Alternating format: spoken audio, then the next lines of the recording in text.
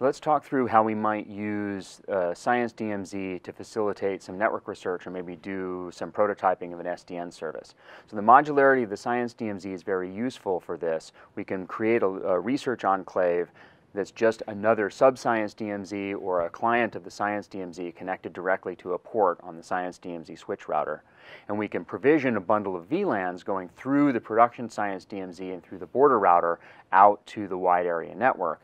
so that the SDN-controlled switch and potentially a research DTN connected to that switch can talk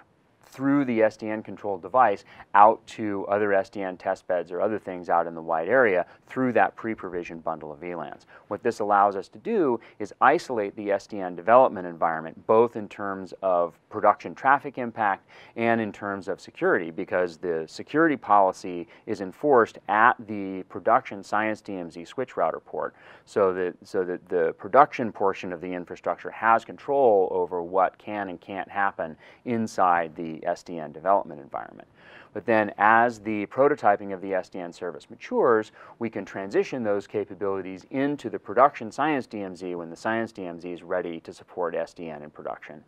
And then as the border router becomes ready to support SDN in production, we can walk that service up into the border router as well. And so this allows us to easily and cleanly, and only at the appropriate time, transition new services into production in the Science DMZ environment without having to affect the enterprise network at all, and only affecting the production Science DMZ environment when it's ready to support the new service that's been prototyped in the research area.